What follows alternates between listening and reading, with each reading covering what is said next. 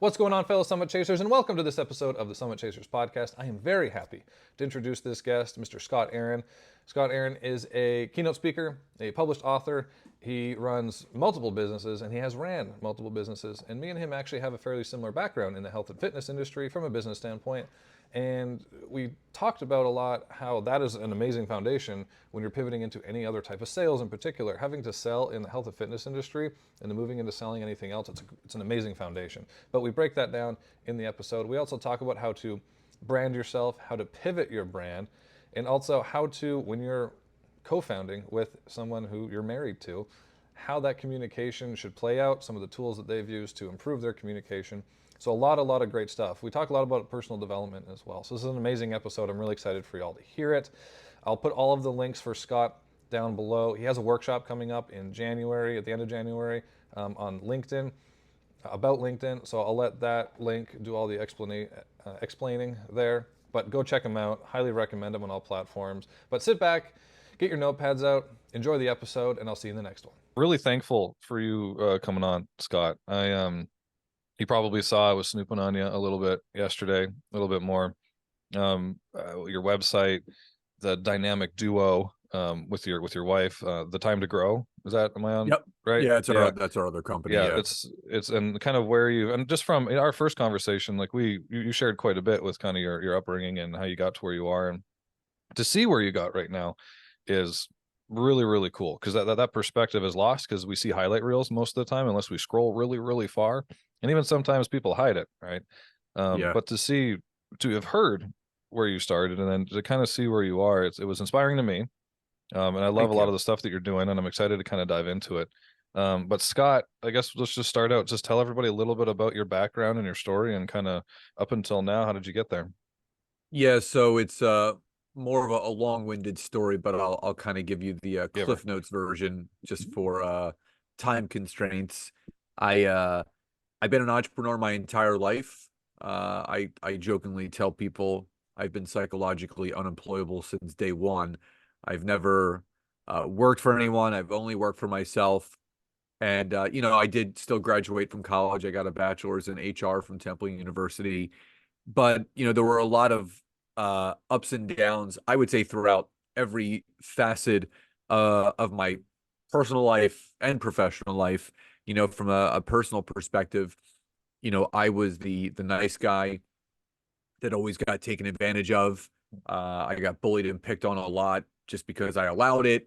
I had this deep wanting of being accepted. And if it was at my own expense or I was the butt of the joke, then so be it. If that brought a smile to my friends' faces, obviously that doesn't happen now at almost 45 years old. But, we can look back and we can appreciate those things. And I can, honestly, I'm still friends with all the guys that I grew up with. We meet and have at least one dinner a month. We've been friends since almost first grade. So it's very rare that you see that. But, on the personal side of things, that was a lot of stuff that I had to go through, but also, failing out of college after 3 semesters, my parents basically saying, you're not going back. We're not going to continue to fund your partying because you're obviously not. Because I was at the University of Pittsburgh. That's where I started, went out there with one of my best friends, joined a fraternity. And that's basically where it ended. It's for me looking back. Yeah, it was a great experience. I still friends with a lot of my college friends to this day, even though I was only there for 3 semesters. But I wasn't ready to be on my own. I was not ready to handle that responsibility. When again, everyone grows up in a different household, and for me, I grew up in a very loving household where my parents did a lot for me and made sure that I was staying on the right track. And if that meant getting me up in the morning to make sure that I was on time for school, then that's what, my mom would do.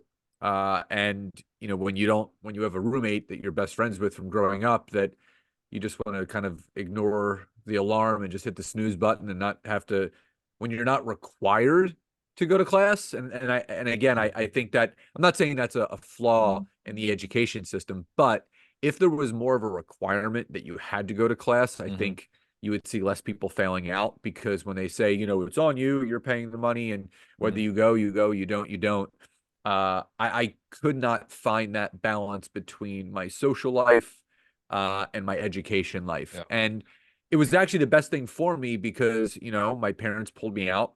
I ended up re-enrolling at a local community college and then ended up transferring to Temple. And in that process between my freshman and sophomore year, I shared this with you on that private Mhm. conversation that we had that my, father, who still is an entrepreneur, uh, broke partnership in one of the companies. It was an industrial company that he owned and ended up working for a physical rehabilitation firm, managing multiple locations. And he ended up getting caught up in a $9.5 million insurance fraud case, which ended up landing him in federal prison for 2.5 years.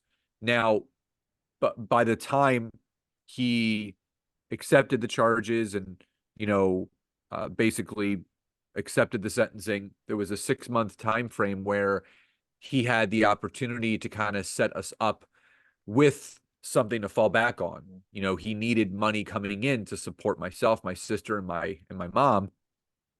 So he was always a fitness buff, still is to this day. uh he had the opportunity to purchase a failing fitness club in downtown Philadelphia. And unbeknownst to me, that club was going to become mine because when he ran it, he was basically preparing it and getting it to a point where he would be able to hand it over to me to say, listen, you got to take the reins, you got to run with this. Now, as a 19-year-old sophomore in college, did I expect to have to become a business owner and run a company as well as go to school? No, but it was at the perfect time. I was still a teenager. So I hadn't experienced the real world yet. I wasn't impacted by a lot of the social norms that are out there now and Mhm. before. And this was just my role. Like, okay, give me the keys. Let's do this. I'm going to support my family the best way that I can. I'm going to go to school. I'm going to get my education, and I'm going to run this gym. Mhm. And that was probably the best thing that could have ever happened to me because it forced me to be more present. It forced me to grow personally and professionally. It taught me a lot of the leadership skills and a lot of the connection skills that I still have today with the company that Mhm. my wife and I run together, amongst so many other lessons. And I'm just grateful for that opportunity, but also the fitness industry in total. You learn so much by being a part of it, as I know you can relate. Being an ex CrossFit athlete and you yourself being embedded in the fitness industry. I learned structure, I learned routine, I learned consistency, I learned all about the compound effect, I learned about goal setting, I learned about helping others achieve their goals, and being a very selfless person, not thinking about me, what can I do for others, being that person of value. And that's, I mean, 100%. When you're in that industry, and some people scoff at it, and even I did too. And I can't speak to you, but again, when I was transitioning from, again, owning businesses and doing the personal training and the corrective exercise, whatever it is, that I almost thought like, okay, that's like almost child's play to compare to like, selling, like running a manufacturing plant or right, selling whatever tech equipment, SaaS, whatever it is. But it's almost like a double, like you learn so much in two different disciplines because you have your health and fitness, like the consistency it takes, the how everything has to work together for you to get a result, right? And this isn't, and you're doing all this for, you're not necessarily guaranteed to make more money because you're healthier. I mean, it'll help, right? You're not necessarily guaranteed to get a promotion. You're not necessarily guaranteed to have a successful business if you're in better shape. So having to sell that, you had to learn how to be really good at sales, right? Because Well, you're sales, I selling. think, is Go ahead. it's a very underappreciated skill set that, you know, yes, it could be taught to someone, but it has to be learned Mhm. because there are so many different layers to it. Yeah, you can take a sales course and, learn different verbiage of what to say and, all those leading questions, but it's more about understanding that there is an art to it Mhm. because it's a combination of, active listening, really hearing, what the other person is saying, but also uh, asking the right questions because you're looking to get to a perceived outcome. So if the outcome is creating a sale, you have to think about the end in mind. And then you have Mm-hmm. to think about, all right, what are the questions that I need to ask in order to get the answers that's going to lead someone to that end result, which is saying, you know what, I need what you have to offer. And a lot of that for me came with everything I was doing in the fitness industry because Mm-hmm. as a gym owner, as a personal trainer and sports nutritionist, it was my goal and it was my job to find out what people's problems were. And I think I shared this with you, and I talked about this the other day on a podcast. If someone was coming in for a tour of our gym, one of our gyms that we had, and I ended up being the one that was giving them the tour, they weren't leaving without signing up. Mm-hmm. And I wasn't doing anything fancy. I wasn't, strong arming people, but I would introduce myself, ask their name, look them right in the eye, create that personal connection. But the first question that I would always ask every single person, it was just rinse, wash, and repeat. What are you specifically looking for in a gym? Mm-hmm. And when I would ask that question, it was the easiest prompt because they would tell me what they were looking for. What kind of cardio equipment you have, or your exercise classes, or your free weight area, or your circuit training. Depending upon what that response was, that's where the tour started. Mm-hmm. I'm not, if someone says, I want to see what kind of cardio stuff you have, I'm not going to take them down into the studios to show them Mm-hmm. what classes we have.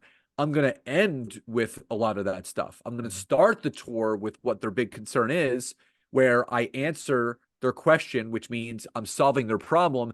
And then everything on top of that is just like the icing on the cake. Oh, in addition to, Mm-hmm. obviously answering your question about the cardio, here's the free weights, here's the circuit training, you get free classes, here's the class schedule, you get a free 30-minute personal training session when you sign up. So all of those things translated into everything else that I was doing, whether it was me selling online fitness programs or Mm-hmm. online personal training, to all the stuff that my wife and I are doing now with our mastermind and our foundational courses and everything else with the LinkedIn consulting that I do. It always starts with, what are the biggest problems that you have right now? What are you looking for solutions for? So when you ask the right questions, you're going to get the right answers. 1,000%. And I to this day, I still think, and it gets more and more ingrained, even with this conversation, it gets more and more cemented that I think the fitness sales or health sales is one of the best foundations in sales you can have. Because you have to be so pointed, because you're talking to people, you're trying to sell, and I don't know what kind of programs you've sold, but I would sell 4-figure programs to people came in who wanted to lose 10 pounds. Well, losing 10 pounds to most people isn't worth, $3,000. Right. Right. So you had to be so pointed in your questions to get them to almost play a movie in their head of a life they could have if they had XYZ body or XYZ lifestyle, or this could translate into whatever else success that they could have. So you have to your point, the questions you have to ask in the order in which you have to ask them are so important, and you have to be so pointed with them. Because again, it's not like, okay, you're coming into my consulting agency. Yeah, my business sucks. If I don't turn things around this quarter, I'm going to lose everything. It's like, okay, well, it doesn't get much more motivating than that, right? So you have a lot more to work with. Where in health, you're almost selling them. I mean, realistically, you're selling them more work, which is only increasing the likelihood slightly that they're going to achieve the end result. So you're basically selling them work to maybe get what they want, right? So you have to be, again, you have to be. I think it's one of the best foundations in sales you could have. But anyways, Yeah. we could talk about that. We could have a separate fitness episode, I think, on that. But I wanted to get into, is that your book behind you? First of all, the LinkedIn, Yeah. the That's my LinkedIn book most for. sales and marketing. That one, um, uh, that was the one that I released about 2 years ago. Gotcha. So So you there's went. a new edition coming out. Um, Oh, there's perfect. a new edition coming out. Actually, I'm working on it right now, August of 2024. It's still going to be around sales and marketing, but I'm going to be adding some more lead gen tactics, branding tactics, Mm, but also there's 2 additional chapters that I'm adding in new features that have been added in the last 2 years, up until most recently, and also what not to do on LinkedIn, which I'm just surprised that I never had that in the book to begin with, but the ways that you get blocked and how you can't get blocked or mm, restricted, things to stay away from. So it's going to be great, and it's been a goal of mine, ever since I released the first one, which is over all the way over there. That one was Oh, more directed towards the network marketing industry. I released that one in 2018. mm, So it was, 4 years in between the first and second book. So a lot had changed. Also my focus had changed, and the core demographic of the people that I was helping changed. So obviously that allowed me to kind of shift and edit and change the book and make some updates. And the goal is to release a new edition every 2 years because, as with social media, it changes. So I want to remain relevant, but also continue to provide a lot of value for people with, whether they can afford my book, my coaching, whatever it is, give someone some place to start. yeah. And that was going to be my question, and you just answered it. Is when you're, especially when you're writing a book on something that changes so rapidly, like how often do you have to go in and update it? But it sounds like every 2 years. That's what you're trying to do. Yeah, I think yearly would be too much. Yeah. I still think that there, depending upon what the book is on and what it's about, there are some books that are completely timeless. One of our mastermind members, because we teach people how to self-publish their books in our mastermind, he just self-published his book. He's been a lawyer for 40 plus years. He's managed firms. He does coaching now for lawyers. He has a podcast called The Free Lawyer, and he just released his first book called Breaking Free. And it's more of a personal development book for lawyers to find peace and harmony and balance between work and life. And there's 12 core principles that he talks about in the book, and it's a timeless book, meaning all of those things that he talks about in that book are going to be relevant now and Hmm. 50 years from now, much like Think and Grow Rich or The Science of Getting Rich. Yeah. The books are timeless. So the only difference between, mine and those, mine is more of a strategy and tactical type book Hmm. that's linked to a social media platform. And, as we know, social media changes every month, it seems. So it made sense for me to say, you know what? I need to continue to stay relevant. It would be pretty misleading on my part if I was to continue to utilize the same book and the same strategy that was released 4, 5, 6 years ago. Because there are people still out there that are, quote unquote, LinkedIn trainers that are still teaching the same old methodologies that may have worked 5, 6, 7 years ago and they're claiming they still work to today, and they don't. And I'm not Yeah. the only one saying it doesn't. LinkedIn has said these strategies don't work anymore. And I just feel bad for the people that are falling for these marketing tactics and strategies of things that they think are working, but they don't. And that's where I want to come in and say, you know what? There are still ways to leverage LinkedIn. There are still ways to benefit from using it, but you have to do it in specific ways, and you have to stay current, and you have to be relevant. Yeah, no, 1,000%. And that's like it's the importance of continuing to learn, like never thinking that you know enough, right? And with that, like you said, things are growing so, or improving and changing so fast. I mean, AI over the span of a month changes so fast, a week changes. So that's a good segue. So you went from owning the gym, starting your current businesses and stuff. So where was the shift to? Because from what I've seen, like you're a lot of like branding, marketing, obviously specializing in LinkedIn focus. Where did that shift happen? Well, I was looking to, in 2013, so about 11 years ago, I was looking to expand my clientele base. Hmm. I had basically maxed out my book of business. And as you know, as a personal trainer, you're only as good as the amount of hours that you work. So I had every slot pretty much filled Monday through Saturday, which meant I had no life. Yes, there was good money coming in, but it came at a price, and that was my personal sanity, my relationships with friends and family, not being as present as I wanted to be. I was burnout and tired, and I was at a personal development event, and a lot of it was focused on online business growth. And I kept hearing all these people say that, getting online, expanding your reach, expanding your knowledge, expanding your expertise. And for me, I wanted to expand past the personal relationships that I had on Facebook and Instagram. I still use those platforms to this day. I love those platforms, but I was looking to leverage more of a business professional platform because I knew who my core demographic was. Business professionals were the people that I worked with from a personal training standpoint. People came to me before they were going to work. They would work out with me between 5 and 7 in the morning.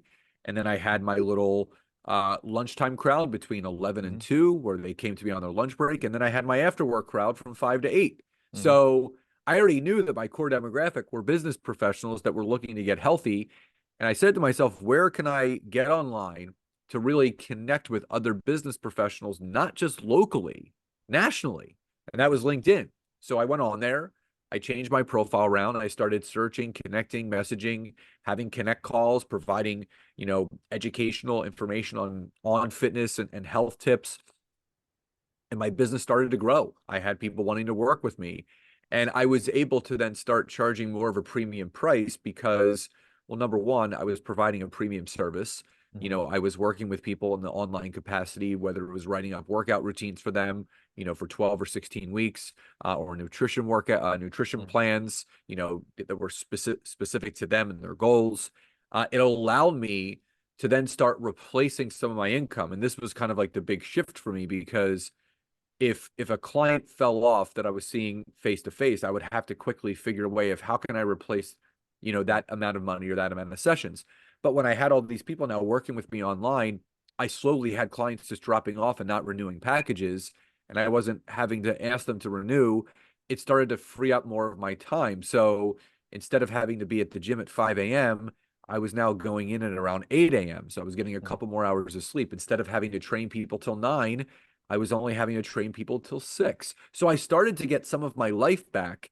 And then obviously, as things transpired, I started to help other people in the online fitness space leverage LinkedIn for their wellness business. And I started doing it for free with just some friends that were also trainers. And one in particular, took my advice and started applying the strategy that I was doing. And he got back to me about 2 weeks after he started applying the strategy, and he texted me and he said, "Dude, call me." So I called him and I said, "What's up?" And he goes, "Listen, whatever you figured out with LinkedIn," he goes, "it works." He goes, "I have 14 appointments booked this week." He said, "You need to be teaching this." And I said, "What do you mean?" He goes, "It's just like personal training people. Um, you know, you just have to start teaching people from the business perspective. Start working. You're doing Mm-hmm. business coaching. You're not doing personal coaching. You're doing business coaching. You're not helping people with their health and wellness goals. You're helping with their money and business goals." He goes, "It's the same thing." I'm like, you know what? You're right. If I can train Mm-hmm. people to build their body, I can train people to build their bank accounts. And that's Mm-hmm. how I kind of made the transition to going more from the, I would say, deliverable of the personal wellness and health goals Mm-hmm. to the business, growth and monetary strategic goals that I'm still doing today. Yeah. And that's an example of, this is what they say anyways, is you had a level 10 skill, but you had a level 3 opportunity. So you're using your time, like you're trading straight up your time for money, which Oh isn't where yeah, you want to be because there's only no, so much of it. And then you start trading your own health for money, which you definitely don't want to be, yep, right? So you identified that you had this other skill that you could, it was less time, but you could charge more money for it because the perceived value was a little bit higher because it was tied to money. So your level 10 skill set was now a level, whatever, I'll let you decide what that level was, opportunity. So that's fantastic, man. Good for you. So thank you. what was that transition like though? Because what let me ask you this. Was your identity pretty tied to like your social identity? When I say social, I mean like on LinkedIn and on your platforms. Was it pretty tied to fitness still? Oh yeah, I Yeah. mean, I think we sometimes adopt what people recognize us as. So for Mm, the longest time, I was Scott Aaron, the personal trainer, right? Or mm, the gym owner. And then I was Scott Aaron, the, online wellness coach. And then I was Scott Aaron, the LinkedIn guru. And people still, call me a LinkedIn guru. I never said that I was that. mm, I as I've gotten older, I don't like putting labels on myself. If other yeah. people want to label me to in order to recognize me or to remember me, that's fine. If they Mm, want to, remember me as the LinkedIn guy, perfect. Like mm, again, if that's going to enable them to create a brain tattoo that when they think of the LinkedIn yeah. guy, they're going to think of Scott Aaron, that's completely fine. Mm, But I just look to be a person of value. And however that lands on people, whether mm, they focus on, the online branding side of things, the lead gen guy, the yeah. LinkedIn guy, whatever they want to, you know categorize me as, is completely fine. But I did have to at some point start detaching from that because I think sometimes we meld into our identities that Mm-hmm. people identify us as, and you become that. And I just wanted to be me. And if people needed, like I said, to categorize me as something to remember me, that's fine. But I'm not going to tell people, hey, I'm the LinkedIn guru, I'm the LinkedIn master. People have coined me that just because I've gotten so many people results. Mm-hmm. And I it's not that I've strayed away from LinkedIn. That's still my main platform that I educate and inform people on. But my wife now are just more passionate about helping small business owners have a small and mighty business. We've grown and scaled our company tremendously over the last 4+ years. We've done it with a very small team, only working 3 days a week. And we've basically tracked the model of how we've grown the business the way that we have. And now we're teaching other people how to do the same thing. So if you're not evolving as a person and as a professional, you're stuck. And that's the thing. Going back to something that you said, you always want to be learning new things. And a quote that I always go back to is, if you think you know everything, you actually know nothing. And Mm-hmm. that's why I really pride myself, and I know my wife does as well, on constantly educating ourselves, constantly listening to other podcasts and reading other people's books and getting other point of views to see what else is out there.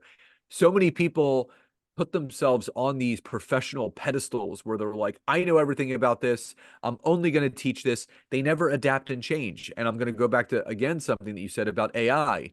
If you're not falling in love with AI Mm-hmm. and what it can do and how it can help your business, you're going to get left behind. And people are just going to steamroll right over you, because there's a lot of people that think it's evil and it's stealing jobs. All it is, it's a tool, just like anything else. Think about content schedulers, right? Think about social media platforms. Think about ways to run ads. All those things are tools to help people grow their business. And AI is just another prime example of that. So, Mm-hmm. again, it's instead of self-defining yourself, let people define you as the way that they see you. Because if people start saying, oh, that's the content creation guy, oh, that's the LinkedIn guy, Mm-hmm. then you're doing a good job of marketing and branding yourself, because you're not calling yourself that. People are just so used to seeing X, Y, and Z content, and the way that you're putting yourself out there, you're getting labeled, you're getting categorized without having to tell people that this is what they need to categorize you as. There's so much to take out of everything you just said. And there's one with the AI thing. I can't remember where I heard it, but I loved this quote with speaking to the people who were like, AI is evil, it's going to take over jobs and that kind of stuff. And they said the hammer didn't worry about it when the nail gun came out. Like there's always just a tool. There's going to be certain use cases where it's great. You're always going to need a hammer for something, right? Like that Yep. was a really interesting kind of way to look at it. A little simple, but it was sometimes simple is good to explain complicated subjects, right? Yep. So when you were, and I love that the whole self-appointed labels are usually not true, or they're overstated, right? Like if you gave your, like you said, if you just went out there and said I'm the LinkedIn guru, people would be like, no, you're not, and they would look for reasons why you're not, as opposed to that was their anchor for who they identified you as, because they probably saw you, they're probably looking for help on LinkedIn, and then you helped them, whether it was through a podcast or they saw you in a keynote or you read your book, and like, oh, that really helped. Now he's the LinkedIn guy. So that's kind of like their anchor, right? Right. It's like a virtual anchor. LinkedIn, they think of Scott. Right. Um, so when you were making that transition, and one thing you said, you always had to be constantly reinventing yourself. And one thing that drives me nuts, and in some cases it's great. This might have to preface this a bit more, but I'm just going to go for it. Is when people say you should just love yourself for who you are. That's fine if you are who you want to be and you have everything you want. But if you want something more and you want to be somebody who is able to accomplish more, then you probably shouldn't be happy with who you are, because you should be somebody better, right? Or you should always be working to improve yourself. So that was kind of a hot take from there. I didn't want to interrupt you though. When you were going from Scott Aaron, the fitness guy, to Scott Aaron, just Scott Aaron, was there anything that you really had to do or focus on or implement to kind of separate yourself? Not really. I mean, I changed my content strategy, for the better part of, I would say, 3 or 4 years. I really served the network marketing industry, because I did a little bit of network marketing when I was transitioning online, and I learned so much about marketing and branding and promoting yourself, and obviously connecting with people and building online brands and online connection growth. And I did well. from a financial perspective, but there was a tipping point for it. It Mm-hmm. got to the point where I squeezed as much juice as I could out of it. Mm-hmm. It wasn't serving me the way that it once was, and I really felt like I was being held back because, just for people that have or maybe still do network marketing, when you're tied to another company, you're still building as an independent contractor, but when Yeah. your money is tied to someone else where they're Mm-hmm. responsible for paying you based on volume of sales and products and this, that, or the other, you're basically a 1099 contracted Yeah. employee because they can change the compensation plan, they can cut your income off, the company could close. So what I started to think about is how can I start pivoting away from that without making that announcement? You see people do this all the time. Um, you know, you'll see people post like, I just want to share something with you. I'm leaving the network marketing industry, or I'm leaving the fitness industry. And this, like, they make these big announcements on social Mm-hmm. media like Mm-hmm. everybody cares. No one, Mm-hmm. the only person that cares is you. No, the person that cares the most about your life is yourself, not the other people. So I didn't like make that announcement that I was like leaving the network marketing industry and I was going to be focusing on this. I just stopped talking about it.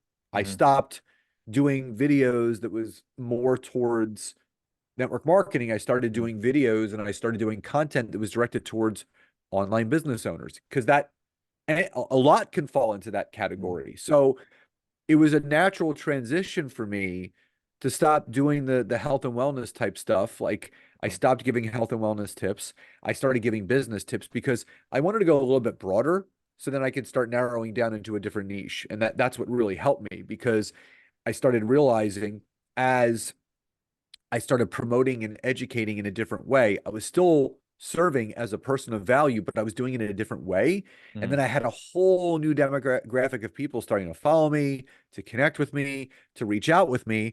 And it felt really good. And it's so funny, Zach, still to this day, I'll still have people reach out to me to try to prospect me for network marketing.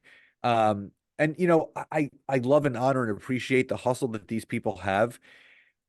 Again, I've always been a business owner. I've always been my own boss. Mm-hmm. And when I feel like I'm not actually in full control, because you're not in Mm-hmm. full control when you're in network marketing because, they control what they want to Mm-hmm. control. They teach you what they want to teach you. They structure the pay plan the way that they want to structure it, and they pay you the way that they want to pay you. Mm-hmm. And I didn't want a percentage of a sale. I wanted 100% of the sale. And when you're selling your own products, your own services, your own courses, your own memberships, your own programs, that's how you can grow and scale your own business. Mm-hmm. So I just started talking about all the new things that I was doing and all the different opportunities. And again, I didn't want to pigeonhole myself. I didn't want to categorize myself, you know, in that network marketing category anymore. I wanted to go a step above that and just do online business where there's so many different online businesses. It really helped me make those necessary shifts. Okay, so that was great. First of all, so there wasn't like a big, like you said, and I see this a lot too. Hey, everybody, so I've made a decision to leave here so I can go do other. Like, no one cares. No one cares. No one So cares. so this is a struggle for some. So we have our clients as well. I mean, I've been here as well, if we're being honest, where again, whether you're an athlete, you're in a completely different industry, completely different role, whatever it is, and then you kind of want to shift and do things either that you're more passionate about or to a different, you're just doing a different stuff. You don't necessarily need to erase all that. You just need to let your actions and content themselves do the talking. Is that what we're saying? Yeah, Okay. again, there are pivots that always need to be made in business. Mm-hmm. You don't necessarily have to announce those pivots. Like, I love the people when they rebrand themselves or they rename their podcast or they rebrand their business name. They're like, big announcement coming up, big announcement in 7 days. Like, if you I've changed the name of my podcast 4 times and I Mm-hmm. never made one announcement about it. I just changed it and started just recording episodes because Mm-hmm. everything else gets buried anyway. So I'm just a big believer that, if you have an announcement, if it's about something that's related to the current business, that's fine. Like maybe you Mm-hmm. have a new Yeah. program coming out or you have a workshop coming out that's Mm-hmm. tied to it. But if someone's like, oh, shh, I'm rebranding. I'm not going to tell you what it is yet. Big announcement in 7 days. Like, again, people may disagree with me, but I know the majority of people don't really care if I'm rebranding or I'm renaming my podcast. They just want to continue to listen to my podcast, whatever the name of it is. Mm-hmm. So I think it's detaching from, again, that people pleasing, Yeah. right? And I think that's for me going, like, I'm not gonna make everybody happy. I can't appease everyone. The person that I have to focus on keeping and making the most happy is me. So if Mm-hmm. things feel good to me as I do them, if people have questions about, why did you pivot? Why are you posting this way? Good. I want people to ask those questions because now I'm creating curiosity. Mm-hmm. You don't want to kill the curiosity. You want to raise the curiosity. So when you silently make those pivots and you just continue to kind of roll forward, again, it's not raising any alarms. People appreciate business evolution as they see it in real time, and that's what I love doing. I don't like standing still. It drives me crazy to stand in quicksand because I know what's going to happen. It's just going to pull me down. So I'm always, and my wife's the same way. We're always reaching and striving for more and more and more, not for the monetary purpose, but for the personal growth purpose, because we know the more that we do, the more that we learn, the more that we apply, the more knowledge that we have, the more value we can provide the marketplace and the more people we can impact. And there's no better feeling than that. First of all, I don't think I've ever related to somebody so much in a conversation. This is fantastic because it almost drives me nuts when I see, because one of our clients a while ago we consulted with was a network marketing company, and they would always say, now, like, I'm slightly changing my office. I'm gonna announce this to everybody. Like, everything down to that. It just seems so inauthentic, disingenuous, attention grabbing for no real reason other than, hey, look, something's changing. Not even that, like, hey, I'm doing something that's gonna add more value to you. It's just, hey, I'm doing something different now. It's not. But what's in it for them? Like, what kind of Yeah. more value are you going to give to them? If that's how you came about it, then that's a different story, right? I'm doing this because I want to be able to serve you better by X, Y, and Z, Yeah. right? Um, so I wanted to ask you this question. When is the right time for a business to brand it, like really focus on its brand? Well, I don't think there's a right and wrong time, but Mhm. what I do believe is the more clear you are Mhm. on the goals that you have, all the other things will fall into place.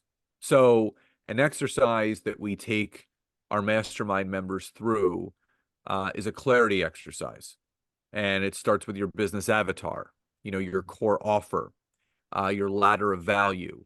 And those are some things that Nancy and we come back to each and every year. We go back through our avatar. We go back through our business positioning statement. We go back through our ladder of value. And as far as the branding side of things, that's going to be a constant evolution. Mhm. Meaning, as you grow and prosper, um, the marketing and branding side of things are also going to grow and prosper. And that could be as simple as changing colors or changing your logo or changing the nuances of a mission statement. But I believe that in the very beginning, when you get clear on the goals that you have, the purpose behind your business, when you're clear on the people that you want to serve from a client perspective, the branding falls into place because when you know the type of individual that you're looking to market with and market to on social media, the branding side of things just overlaps right into that. Because I think so many people get caught up in the failure to launch Yeah. aspect where they're focusing so much on their branding and their marketing statements and their colors and their themes, and they're not even putting themselves out there. Mhm. Sometimes you have to cast a reel to see what you pull back in. And that's some of the best things that you can do is not blindly doing it, not just throwing spaghetti at the wall, but just going for it. Just Mhm. dive in because just like we were talking about very early on, sales, Mhm. it's an art. It's going to take time. I will also put branding and marketing in that same category. When you're getting into the marketing side of things for a business, you're gonna suck in the beginning. Like it's Mm-hmm. bad. Like you don't know what the messaging should be. I see a lot of bad marketing and branding tactics out there today. And I think, my wife and I did a podcast episode of this, and a big trigger for us is those drunk verbal vomit drunkalog posts you see on social media, where it's like it just goes on and on and on and on and on, these vulnerable shares. And you see these people with these pictures, and they're like, I have something I need to get off my chest today, or I have something new important to share, or something really important happened this past weekend. And it's like just this verbal vomit drunkalog. And again, some people like doing that. I just like cutting straight to the point. You don't really, it's important to be a storyteller, but you can do it in a much more strategic and streamlined way. Mm-hmm. So, as far as the importance of understanding your marketing and branding in the beginning, yes, it's important. But I would say beyond that, before you even start thinking about marketing and branding, get clear on what you're looking to achieve. What are Mm-hmm. your monetary goals? Who are you looking to impact and serve? And when you can start to answer those questions, then, as I mentioned, the branding and the marketing fold right into it. Yeah. It seems like, and there's a lot of, whether you're a startup or you have an idea and they're like, hey, I have this great logo, I'm starting a business, and that's all their focus is on. They just spent $800 on Fiverr to get this logo that's probably going to have to change in 3-4 months anyways. Like, it's not, the focus is not, it shouldn't be that, because again, they're looking at the highlight reels, looking at these companies with great logos and all this kind of stuff, but they don't know that's their 10th logo. That's their, like, maybe even more than that, right? Like, you don't get it right first. You just have to be really, really clear. So I love what you said, and I agree. Just be really, really clear on what you want to achieve first, right? And then to cast those reels out there to find out what that is, and who you can speak to the most. It's a process. You're not Yeah. supposed to have everything figured out right away. It's an evolution. Mm-hmm. Again, every business goes through it. And to think that you have to have everything figured out right away, again, that's striving to be perfect. And every single business owner is perfectly imperfect. There's Yeah. always going to be a kink in the hose. There's always going to be a bottleneck. There's always going to be something to improve. You're never ever figuring it out 100%. Yeah. What are those things called? They came out like a bat out of hell. There's like the two wheels. You stood on it and you had the handles, and they're supposed to like take over modern transportation. Segways? Is that what Segways. Segways.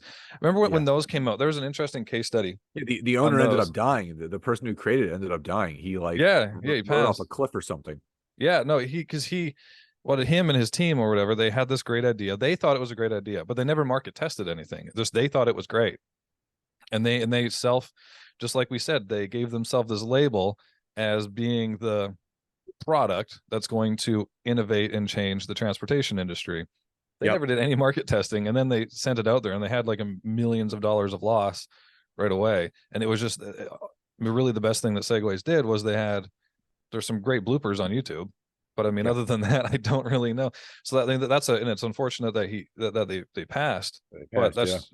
Yeah. that's regardless of that, that's a good example of, just because you think it's a great idea and you think that it's great and everything's going to be awesome and it's going to innovate whatever industry it is, doesn't mean your market says the same thing. Right. And it's not to say you always have to listen to the market. There's something about, finding pockets that people are unaware of now, and then finding the need and then putting it in there, but you don't just throw it out there. No. Right. You got to split test. You got to see what the market is responding to, or more importantly, not responding to. That's Exactly. why we do A/B split testing. Like you got to Mm-hmm. see what works, what doesn't work. Go back and tweak. Yeah, that's what I love about business, because it is part art, part skill, Mm-hmm. and you have to learn the tweaking of messages, or strategies. And Nancy and I are very big on KPIs, key performance indicators. We keep track of everything, and we can see through factual numbers and representations of what did work and what didn't work. And then when you look at, all right, why did this work, why did this didn't work, and then you gotta go and you dig deeper, and you start to really bring to light and start to do more of the things that do work and less of the things that don't work. Yeah. I mean, that's a whole episode in itself, is tracking key Yep. performance indicators. Like, that's just, they have a lot of people have their few. It's almost like when you're in the gym and they love training biceps because they love how it feels and the way they look in the mirror when they do it. But then, so that's all they track when really there's all these other stuff going on that is falling Everything. apart and they don't, they're just not paying attention to it. It's just their favorite one. Like, I'm just going to track sales. I don't care about anything else. Like, our closing percentage looks good. Why is our bottom line gone? Oh, because we didn't look at our finance chops. Okay. Like, it's, there's so much, everything So needs to much be more. tracked. So much more. But so one question before we kind of wrap up. So you have a very successful business with your wife. Yep.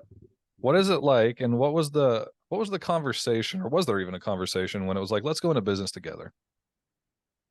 So it wasn't really a conversation. So she's always been an entrepreneur herself. Mhm. Um, Her and her best friend Dawn actually bought and sold Beanie Babies when they were 10 and 11 years old. Very entrepreneurial, both of them. Oh, when they were 10 and And 11 years old, they were selling Beanie Babies. they were selling Beanie Oh, Babies. This is that's back, cool. Okay. yeah, this is back in like the early to mid 90s, and they were making a lot of money as Mhm. like little kids. So, Nancy, was the first one in her family to put herself through college, and she ended up working at two Fortune 50 companies, and she was making, close to multiple six figures before she was even 30. But the work-life balance wasn't there, and she left one Fortune 50 company and got recruited into another, and with the promises that, you're going to make more and have to work less. And she made more, but she worked even more. And, the long and the short was she was on Reddit and she was reading a thread by this gentleman who had left his accounting firm to start a remote house cleaning business run from his phone. And Nancy's like, well, I could do that. So she basically put in her 2 weeks notice and she started a remote house cleaning company from her phone, hired a team of independent contractors, and grew it to $150,000 of revenue within a year and a half. And we met probably about a year to a year and a half into the launch of her company. And I think something that we really, resonated with when we've been together for, going on 7 years now. What really resonated with both of us was both being entrepreneurs, both having that growth mindset. And she saw what I was doing. She followed along and all this stuff. And she saw, and marketing was one of her passions. She studied it in college, and she knew that wasn't sales was my strong suit. Marketing was not my strong suit. And she's like, you could be doing a better job. So she actually started working as an independent contractor for a company, getting more online skills and knowledge for branding and the back end type of stuff, website optimization, lead magnets, funnels, sales acquisition, all that stuff. Mhm. And she started helping me. And she was, we obviously hired a few team members, but she was kind of like orchestrating everything that I was doing for my personal brand with my LinkedIn course, my LinkedIn membership, and my LinkedIn coaching and consulting. Um, then we ended up joining a mastermind together in 2020, right after the pandemic hit. Uh, and we joined with the notion of her launching her own program and me launching my own program. And we had the recommendation, and thank God we got the recommendation from the person who ran it, said, why don't you just take both of your superpowers and combine it into one? And that's where we came up with our mastermind and our foundations course. She was already successfully running a content repurposing agency called BYOB Agency. And then we ended up having our own social media posting platform called BYOB Social, much like Hootsuite and Buffer. Mm. And it was just a natural progression. And, we knew the rare air that we were in as far as a husband and wife that is married in real life, but also married in business, to run a successful business together. So it ended up being just this natural progression where I kind of hit the peak of where I could go by myself and her Mhm. as well. And for us to get to the next level, we had to partner to focus on each other's strengths, but more importantly, our weaknesses, so we could both start growing together at the Mhm. same time. And that's exactly what has happened. Good for you guys. How is that? Thank you. How is that balancing the two different types? And maybe it's not for you. Maybe I'm overstepping, but the two different, I guess, types of relationships you have to juggle. Well, I don't so much say it's a struggle, but you know, finding that balance between your personal love and your business love, it is kind of hard to turn it off sometimes. Mm-hmm. So whenever we do go on our date nights, we purposefully bring conversation cards that are non-related to business. They're personal stuff. So we can continue to connect on a deeper level where we can turn off the business side of things and more focus on each other as individuals and a couple. That really helps us. And, just again, making it a kind of a line in the sand, we both know that once 5 o'clock hits, business is done. We shut Mm-hmm. it off. We do talk about, wins from the day and, what made the day so great. But we have a lot of similar passions. We both love video games. We both love sports. So we watch Sixers games together and Eagles games together, and we both love music. We've both gotten into vinyl music. So there's a local record store, and we both buy an album, and we see which one was better, which what we bought. So we try to find deeper things to kind of plug into outside of work, because when you start to let your work define who you are as a person and as a professional, that's where you can start to lose the connection between yourself and your partner. And we've done a really good job of creating boundaries between, work and life. And sometimes we allow ourselves, like, we'll have that conversation like, hey, we're off today, but do you want to dig into some business stuff? Do you want to record some podcasts together? And because we love doing that stuff, we're like, Yeah. sure. But we have that conversation ahead of time, so there's not any imbalance between what one person wants to do and what the other person wants to do. And if she may say to me, listen, I'm going to go to my office, I got some things to bang out, you can just do whatever you want and just come up and get me in a couple hours, and then we'll go do something. I'm fine as long as it's communicated. I'm Mm-hmm. completely fine with it. Communication. That's what keeps coming up, I hear. Yeah, I 100%. love it. I love it, Scott. Well, good for you guys. I'm really, really happy for your guys' success, especially being somebody coming from, the type of background in the fitness industry. I know I love seeing somebody that can break into the business. Like I don't know if you probably follow, but I like the Alex Hormozis and that kind of stuff, right? Like they do a we're very we're, good read, we're job. reading his book right now, actually. Which one? The leads? A $100 million hundred leads million, or yeah, $100 million leads. Yeah, I mean, yeah. so in our mastermind, we have a book club. So every, Mm, we pick 6 books a year to read together. So hmm. we're starting with the 4 hour work week in January, but our March book is going to be $100 million leads. It's good. It's good. There's lots of Yeah. good pictures in it too. Oh yeah. Yeah. Yeah, that's good. Beautiful, my friend. Well, there's a question that I ask everybody who comes on. But Scott, what is the next summit that you are chasing, my friend? I don't like the peak of one valley, or the peak of one valley is the valley of the next. So you're Hmm. always reaching, always Hmm. climbing. Um, you know, Getting to one summit for me, it's not so much about the chase, it's about the fact that there are so many endless possibilities. And I know for 100% certainty that people really don't believe how successful they can become if they really believe in themselves and what they're doing.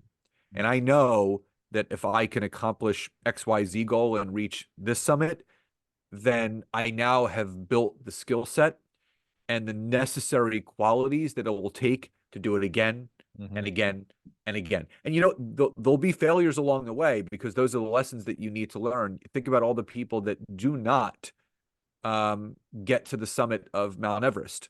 Hmm. They may get to a certain point, they got to turn around and go back, but they've learned a lot of lessons along the way that cause them to have to stop at that point and turn back, because you better believe they're going to learn from that lesson and they're not going to do that same thing again, which will enable them to get to the next summit. And that's just like business. Track what works, track what doesn't work, and you'll get to every single summit that you're looking to achieve and accomplish. That's a sound bite. Appreciate that, brother. All right, take a minute. I know you have a workshop coming up, so take a minute, plug anything you want. Where can people find you? What do you have coming up? Yeah, you can find me anywhere online. Obviously LinkedIn, TikTok, Facebook, Instagram, YouTube, all that stuff. Just search Scott Aaron. We do have a workshop coming up. It's a free workshop from January 22nd to the 26th. It's called the Amateur to Expert on LinkedIn 5-day workshop. So we take people through our strategy of not knowing what to do on LinkedIn by the end of the 5 days, knowing exactly what you need to do, from optimizing your profile, connecting with the right people, generating leads, closing sales, and providing value-added content. So I'll leave you guys the link that you can share with your audience of how you can register. It's completely free. It's from 1 to 2 p.m. EST, live and recorded. Like I said, from the 22nd to the 26th of January, and would love to see everybody there. Beautiful. And I will obviously have all that stuff linked in the description below. Again, Scott, thanks so much for coming on, man. This is a great conversation. Zach, appreciate you very much. Looking forward to having you on my podcast. And again, appreciate the opportunity. Let's go, brother. Thank you for watching this episode of the Summit Chasers podcast. I really hope that you enjoyed, you were inspired, you learned something that you can use to go and chase whatever your next summit may be. Be sure to like and comment your takeaways from the episode below. Also, follow us on all social media platforms under Summit Chasers Network. And if you're watching this on YouTube, be sure to turn on your notifications so you can be notified when we drop new content like how-to videos, business best practices, motivation, and personal development strategies. And until next time, keep chasing your summit. I'll see you on the next one.